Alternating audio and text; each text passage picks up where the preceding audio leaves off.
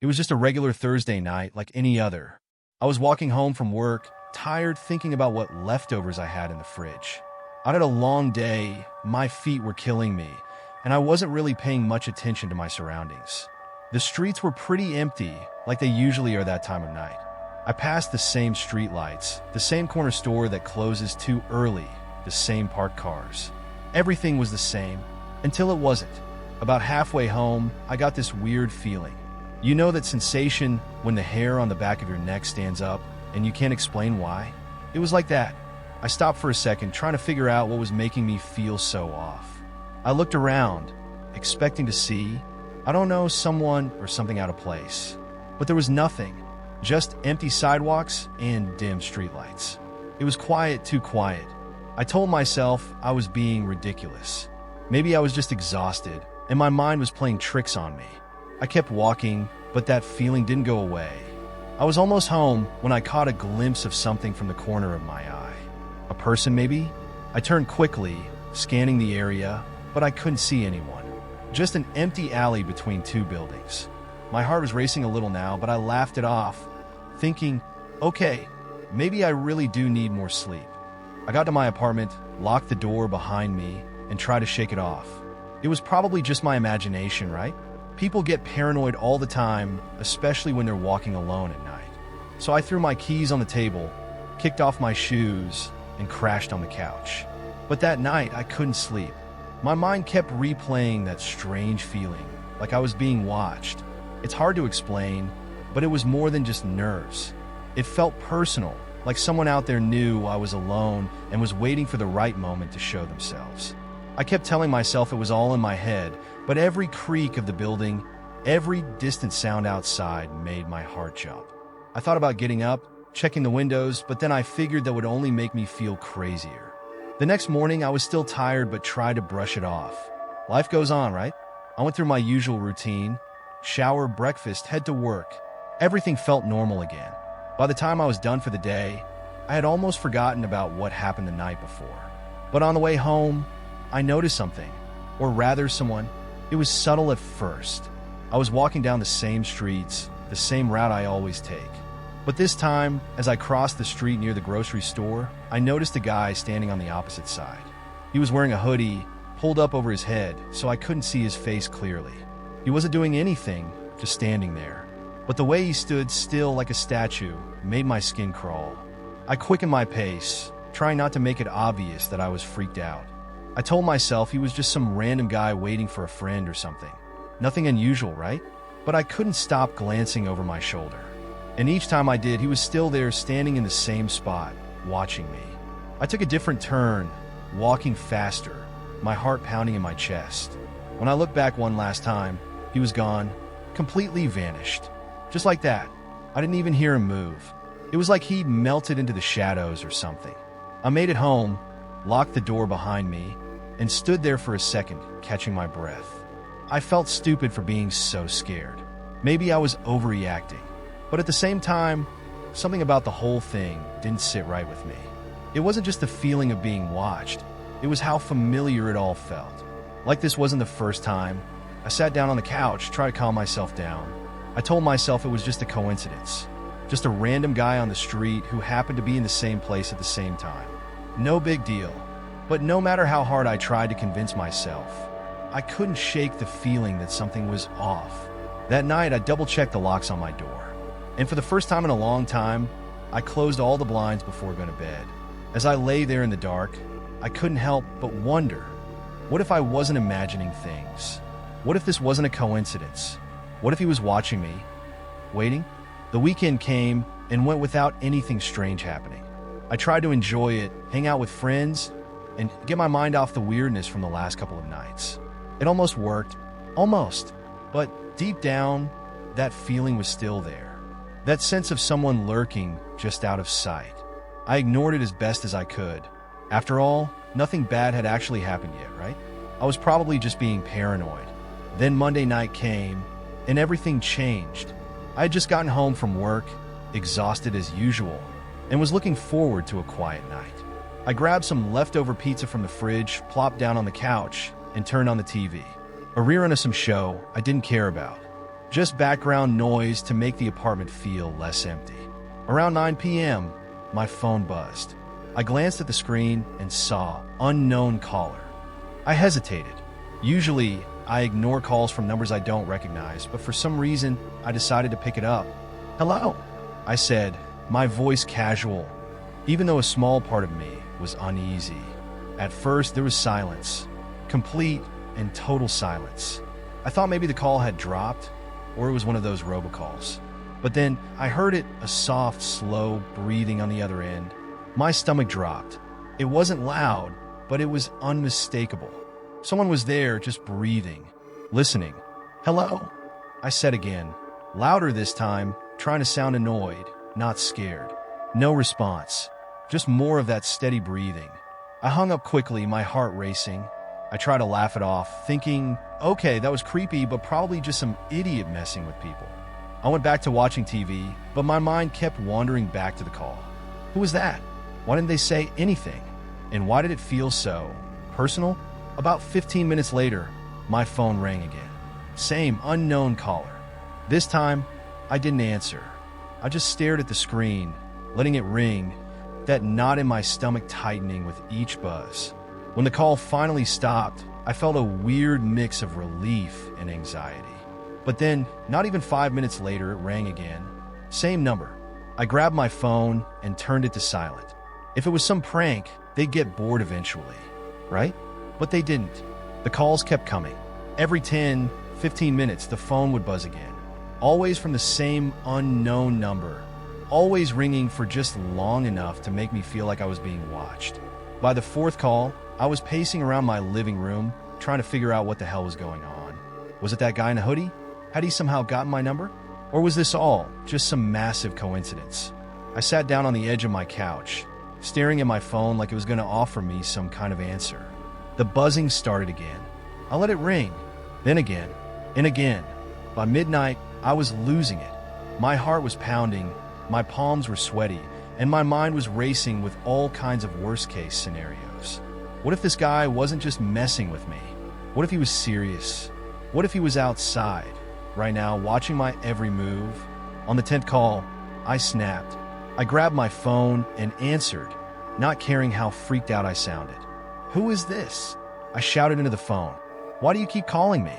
Again, there was silence. But then, just as I was about to hang up, the breathing returned. Slow, heavy, deliberate. Like whoever was on the other end wanted me to hear it, wanted me to know they were there, but didn't care to say a word. It was chilling. "Listen, you freak. Stop calling me, or I'll call the cops." I yelled, trying to sound tough, but my voice was shaky. The breathing continued, unbothered by my threat. I couldn't take it anymore. I hung up, threw my phone on the coffee table, and just sat there, staring at it like it was a ticking time bomb. The calls finally stopped after that, but I didn't feel any better. I felt exposed, vulnerable, like someone was out there, toying with me, seeing how far they could push me before I broke. I checked the locks on my door again, pulled the curtains tight over the windows, and sat on the couch, too wired to sleep, but too scared to do anything else. By the time I finally dragged myself to bed, it was almost 2 a.m., and I was exhausted physically and mentally. I collapsed onto the mattress and pulled the covers over me like they could protect me from whatever was out there. As I lay there, staring up at the ceiling, every little sound in the apartment seemed louder, sharper. The hum of the fridge, the distant creak of the old pipes, even the sound of my own breathing felt like it could be something, someone else. I kept telling myself it was just a prank, some jerk trying to scare me for fun. But it didn't feel like a prank. It felt targeted, like whoever was calling knew me, knew where I was, and was getting some kind of sick thrill from making me feel like I wasn't safe. I eventually drifted off to sleep, but it wasn't peaceful. I had nightmares all night. Dark figures standing over me, breathing down my neck, watching me from the shadows. Every time I woke up, I checked my phone, dreading that there'd be more missed calls. But there weren't. Still, I knew it wasn't over. The feeling lingered, that gnawing fear that something worse was coming, something I couldn't avoid or outrun. I didn't know who was behind it or why they'd chosen me, but I knew one thing for sure. This wasn't just going to go away. After that night of endless calls, I knew something had to change. I couldn't keep going like this, jumping at every sound and looking over my shoulder every 5 seconds. It was eating me alive. So, the next morning I called my best friend Sarah. She's the type of person who doesn't scare easily, the kind of friend who keeps it real, no matter how bad things get. If anyone could help me figure this out, or at least calm me down, it was her. "Hey, can we meet up later?" I asked, trying to keep my voice steady. I didn't want to sound paranoid, even though I was feeling completely unhinged. "Sure, what's up?" "You sound weird," she said, picking up on my tone right away. "I'll explain everything when we meet. Can we grab a drink or something?" Sarah agreed, and we decided to meet that evening at this bar we always go to. It was cozy and familiar, a place where I felt safe. I kept telling myself that everything would feel normal again once I was around other people, around her. By the time I got to the bar, it was already dark outside. The place was buzzing with people, laughter, and clinking glasses, a complete contrast to how I was feeling inside. I spotted Sarah at a table near the back, already sipping her drink and scrolling through her phone. "Hey," I said, sliding into the chair across from her. She looked up and raised an eyebrow. "You look like you haven't slept in days. What's going on?" I hesitated for a moment, wondering how to even start. How do you explain something that feels so irrational? But I had to get it out. "I think someone's stalking me," I blurted, almost feeling ridiculous as the words left my mouth. Sarah put her phone down and gave me a skeptical look. "What do you mean, stalking? Like, actually following you around?" "Yeah, kind of. It's hard to explain," I said, lowering my voice, not wanting anyone else to overhear. "There's this guy. I saw him a couple of times, and then I've been getting these calls, like someone breathing on the other end, but not saying anything. It's been happening almost every night." She frowned. "And you're sure it's not just some prank? People do that, mess around with random numbers." I shook my head. "It doesn't feel like that. This guy, he's not just some random person. I feel like he's been watching me for a while." Sarah leaned back in her chair, crossing her arms. She still didn't look convinced, but at least she wasn't brushing me off completely. "Okay, but have you actually seen him since those first times? Like, for real? Because maybe you're just psyching yourself out."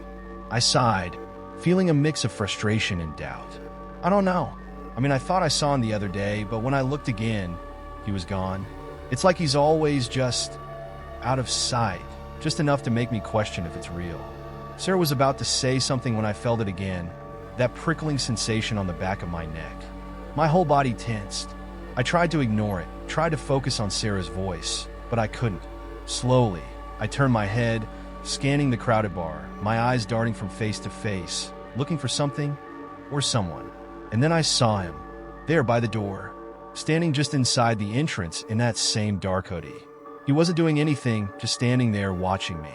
Even with all the people around us, the noise, the movement, it felt like the air between us had gone still. My heart started pounding in my chest, my pulse racing in my ears. It was like I couldn't move, couldn't speak. Sarah must have noticed the change in my expression because she looked over her shoulder, following my gaze. "What? Do you see him?" I nodded, my voice barely a whisper. "He's right there, by the door." She squinted in that direction, but then shook her head. "I don't see anyone." "You sure?" I blinked and looked again. He was gone, just like before. He had disappeared without a trace, like a shadow slipping back into the darkness. My hands were trembling, and I clenched them in a fist under the table, trying to stop shaking.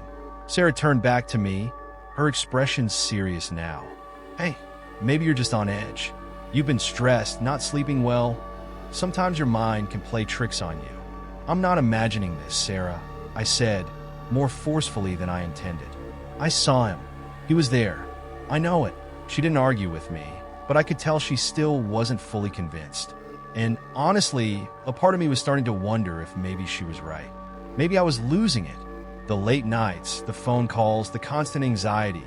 Maybe it was all getting to me, making me see things that weren't really there. But the fear I felt in that moment, seeing him by the door, was real.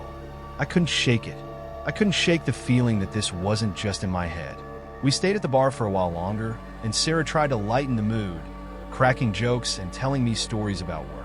I smiled and nodded along, but my mind wasn't in it. I kept glancing toward the door, half expecting to see him again. But he never showed. When we finally left, I felt drained. Sarah walked with me part of the way home, and we said our goodbyes at the corner of my street. I could tell she was still worried about me, but she didn't push the issue. She just gave me a hug and told me to call if I needed anything. "Try to get some sleep," she said with a small smile. "You're gonna be fine." I nodded, but I wasn't so sure. As I walked the rest of the way to my apartment, I kept glancing over my shoulder, half expecting to see that hooded figure trailing behind me. But the street was empty. Still, that nagging feeling stayed with me, like eyes on the back of my neck, watching, waiting. When I got home, I locked the door behind me, checked the windows, and pulled the blinds shut. I felt a little ridiculous, but at the same time, I didn't care. Better safe than sorry, right? I sat on the couch, replaying the night in my head. Sarah's words echoed in my mind. "You're gonna be fine." But I wasn't so sure. The next couple of days were a blur. I tried to go back to my routine, acting like everything was normal, but I couldn't shake the feeling that I was being watched. It felt like every time I left my apartment, someone was there, just out of sight, just far enough away to make me doubt myself. I started walking different routes to work, avoiding the places where I'd seen him before. I even stopped answering unknown calls completely, which helped a little. But the fear never really went away. Then one night, things escalated. It was a Wednesday, and I had stayed late at the office. By the time I got home, it was already dark. The streets were quiet, like they usually are during the week. I remember thinking how eerie the silence felt, like the city had fallen asleep, leaving me alone with my thoughts. As I approached my building, I felt that familiar tension in my chest. I told myself it was just from the long day, that I needed to relax, but deep down, I knew something wasn't right. When I reached my front door, I noticed something off immediately. The door wasn't fully shut, it was cracked open, just a little. A chill ran down my spine. I never leave my door unlocked, let alone open. I stood there for a moment, my hand frozen on the doorknob, staring at the tiny gap between the door and the frame. My mind was racing with possibilities, each one worse than the last. Maybe I hadn't pulled the door shut all the way when I left that morning. Maybe it was nothing, but I knew better. I pushed the door open slowly, my heart pounding in my ears. The first thing I noticed was the smell. Stale, like someone had been in here for a while. My apartment wasn't huge, so I could see most of it from the doorway. At first glance, nothing seemed out of place. But as I stepped inside, I saw it. The living room was a mess. Drawers pulled out, papers scattered across the floor, cushions tossed off the couch. It looked like someone had gone through everything, but not in a rush. It was methodical, almost deliberate, like they were looking for something specific. I stood frozen in the doorway for what felt like forever, my mind struggling to process what I was seeing. Someone had been in my home. While I was at work, while I was going about my day, they had been here going through my stuff. A sense of violation washed over me. This wasn't just random anymore. This was personal. I fumbled for my phone and called the police. My hands were shaking so badly, I could barely hold the phone. As I waited for them to show up, I stood in the middle of the mess, trying to figure out what they could have been looking for. Nothing seemed to be missing. My laptop was still on the desk. My wallet was untouched. It didn't make any sense. The cops arrived a short time later. 2 officers came in and did a quick sweep of the apartment. They asked me the usual questions. Had I noticed anyone suspicious recently? Did I have any idea who could have done this? I wanted to tell them about the guy in the hoodie, about the calls, but I knew how it would sound. Even as the words formed in my mind, I could already hear them dismissing it. Just a coincidence, they'd say. Probably unrelated. So I kept it simple. I told them I didn't know who it could be, that nothing seemed to be stolen, but I was sure someone had been inside. The officers were polite, but I could tell they weren't taking it seriously. One of them suggested it might have been a random break-in, someone looking for cash or valuables and leaving when they didn't find anything. "Change your locks," the second officer said, as if that would fix everything. "And maybe get some cameras installed. That should help you feel more secure." I nodded along, thanking them for their time, but inside, I felt no comfort. Changing the locks wouldn't stop whoever this was. I knew that. This person didn't just want my stuff. They wanted me to know they'd been here, to make me feel unsafe. And it was working. After they left, I stood in the middle of my apartment, staring at the mess. I felt exposed, vulnerable. Every little noise, the creak of the floor, the hum of the fridge, made me jump. I locked the door again, checked it twice, and then started cleaning up the chaos. As I put things back in their place, I couldn't stop wondering what they had been looking for. They hadn't taken anything, at least nothing I could see. So, what did they want? It was almost midnight by the time I finished cleaning.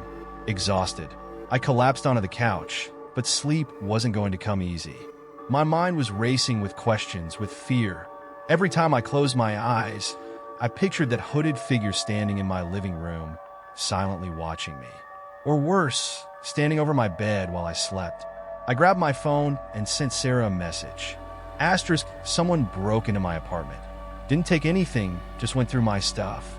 I'm freaking out. Asterisk. She replied almost immediately. Asterisk, what the hell? Are you okay? Did you call the cops? Asterisk. Asterisk, yeah, they came, didn't really do anything. I don't know what to do. I don't even know who would do this. Asterisk. There was a pause before she replied. Asterisk, do you think it's that guy you've been seeing? The one you think is following you? Asterisk. I stared at the message, feeling my stomach drop. I didn't want to believe it, but deep down, I knew she was right. It had to be him. No one else had a reason to do this. But why? What did he want? Maybe I typed back, but why would he break in and not take anything? Sarah's response came quickly. Asterisk, he's trying to mess with your head. Make you scared. Maybe you should stay at my place for a few days, just until things calm down. Asterisk. I thought about it for a moment. The idea of being somewhere else, somewhere safe, tempting.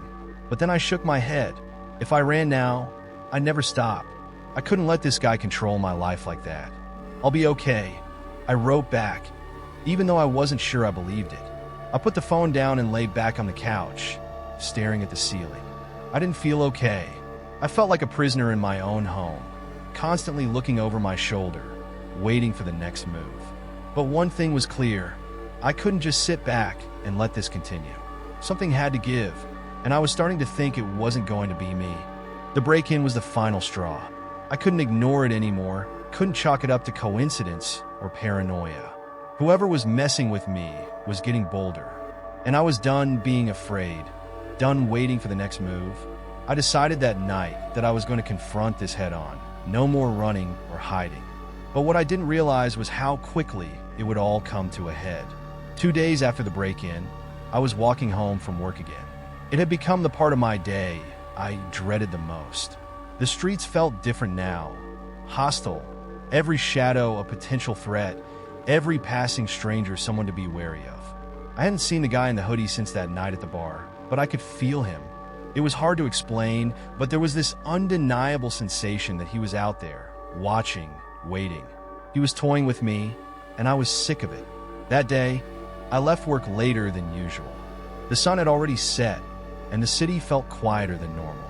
The sounds of distant traffic and the occasional honk of a horn were the only things that broke the stillness. I walked faster than usual, keeping my head down, trying to make it home as quickly as possible. But halfway there, that feeling crept over me again, the prickling on the back of my neck, the unmistakable sense of being watched. My body tensed up, my pace quickening automatically. I knew without even looking that he was there, somewhere behind me. I could feel it like a heavy weight pressing down on me.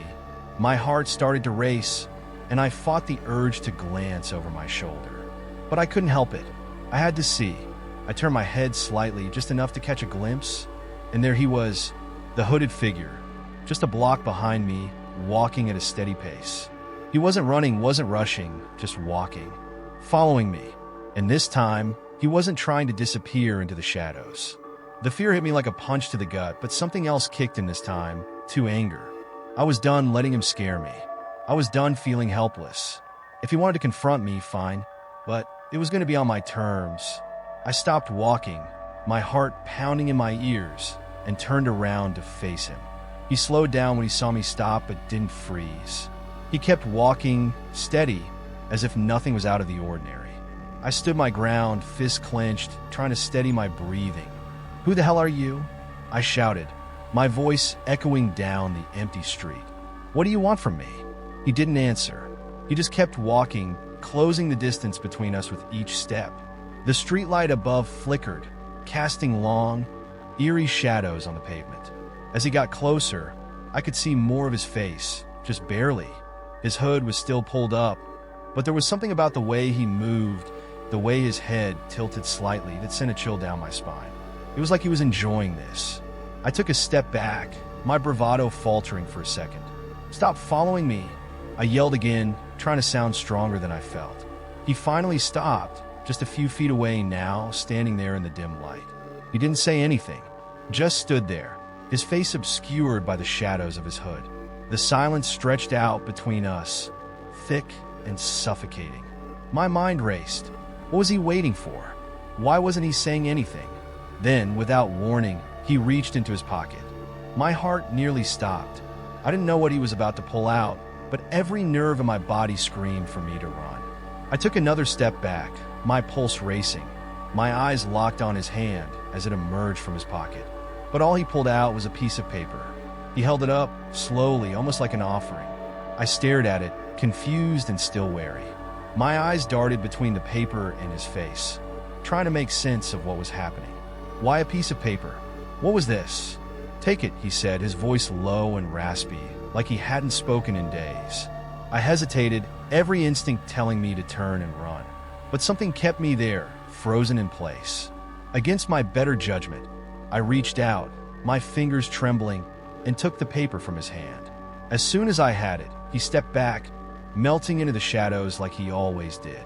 1 second he was there, the next he was gone. I stood there, stunned, holding the paper, my heart pounding so loud it drowned out everything else. I looked down at the paper in my hand. It was folded, creased as if it had been in his pocket for a long time. My fingers shook as I opened it, my breath catching in my throat. The streetlight flickered again, and for a moment, I wasn't sure I wanted to see what was inside. But I had to know. When I unfolded the paper, my blood ran cold. It was a photograph, a picture of me, but not just me as a kid, maybe 8 or 9 years old, standing next to my brother in our old backyard. The picture was old, faded at the edges, but there was no mistaking it.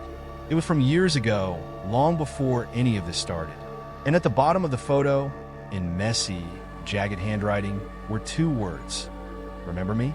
I stared at the photo, my mind spinning, trying to make sense of it. How did this guy have a picture of me from my childhood? Who was he? And why did he want me to remember him? Then it hit me. A flood of memories, half forgotten and blurry, came rushing back. The hood, the way he stood, the tilt of his head. It all started to make sense. He wasn't just some random stalker. He was someone I knew, someone from my past. I stumbled back, the photo slipping from my fingers and fluttering to the ground. My breath came in ragged gasps as the realization sunk in. This wasn't just a game. This was personal, and I had no idea how far he was willing to go. I stood there, staring at the photo on the ground, my mind still trying to process everything. The quiet street, the flickering streetlight, the chill in the air. It all faded away as my thoughts spiraled. How could I not have recognized him sooner? The memory was right there, hiding in the back of my mind, just out of reach, until that picture brought everything crashing back. I knelt down and picked up the photo, my fingers trembling. The faces in it were so familiar, yet now they carried a weight I hadn't felt in years. Me and my brother, smiling like we didn't have a care in the world. And then I remembered. His name was Kyle. He was a friend of my brother's when we were kids. They used to hang out all the time, playing video games, messing around in the neighborhood. Kyle had always been a little weird, but not in a way that stood out too much back then. He was just quiet, always watching from the sidelines, never really fitting in but tagging along anyway. I hadn't thought about him in years, not since my brother moved away and we lost touch with everyone from that time. But now everything started clicking into place. The reason he had been following me, the calls, the break-in, it was all connected to some old grudge, something that had festered in him for years. But why? What had I done to make him come after me like this? I walked the rest of the way home, the photograph clutched tightly in my hand. My mind was racing, trying to piece it all together. What could he possibly want after all these years? What did I need to remember? When I got back to my apartment, I locked the door behind me, triple-checked it, and sank down onto the couch. I stared at the photo again, hoping it would somehow give me more answers, but it didn't. All I had was that chilling message. Remember me? I racked my brain, trying to recall anything significant about Kyle. But no matter how hard I tried, I couldn't think of a single reason he would be doing this. My brother was always the one who hung out with him, not me. I was just a little sister, tagging along sometimes. Why would he fixate on me? Then the answer came to me, slowly at first, like a shadow creeping out from the back of my mind. It was a summer afternoon, one of those long, lazy days where nothing much happened. I was maybe 9 years old, playing in the backyard while my brother and Kyle were off in the garage doing whatever they did. I remember feeling left out, as usual. My brother didn't like having me around when his friends were over, and Kyle never said much to me anyway. But that day, something happened. Kyle had wandered off from my brother and found me alone. I can't remember exactly what he said, but it was something strange, something that made me uncomfortable. I'd brushed it off at the time, because that's what kids do. I hadn't even told my brother about it. But then Kyle started showing up more often, trying to talk to me, asking me weird questions, following me around when my brother wasn't looking. One day, I got scared. I told my parents I didn't like Kyle, that I didn't want him around anymore. My brother got mad at me for it, but my parents had talked to his parents, and after that, Kyle stopped coming over. My brother had found new friends. It had all seemed so trivial, so normal, but apparently it hadn't been normal for Kyle. And now, here he was years later trying to get back into my life, trying to remind me of something I barely remembered. My phone buzzed, jolting me out of my thoughts. It was another unknown number. My stomach flipped as I stared at the screen, my hand frozen above it. I knew it was him. It had to be. I had ignored the calls before, but now I needed answers. I took a deep breath and answered. Hello? There was silence on the other end for a moment, just like the other times. But then, finally, I heard his voice. Soft, raspy, and full of that eerie calm that had haunted me. You remember now, don't you? My throat tightened. Kyle, I said, my voice barely a whisper. You forgot about me, he said, his tone emotionless, like he was stating a fact. But I never forgot you. What do you want? I demanded, my fear turning into frustration. Why are you doing this? There was a long pause, and I could hear him breathing, slow and steady. Then he spoke, and his words chilled me to the bone. I want you to understand what you did, he said quietly. You ruined everything back then. You told them lies about me. You made them hate me, and then you forgot. You just went on with your life like I didn't matter. My mind reeled. Lies? What was he talking about? I was a kid, Kyle. I didn't know. It doesn't matter, he interrupted, his voice rising slightly. You never even thought about me again. But I thought about you. Every day. I've been waiting for this. I was shaking now, my hand gripping the phone, so tightly it hurt. What do you want from me?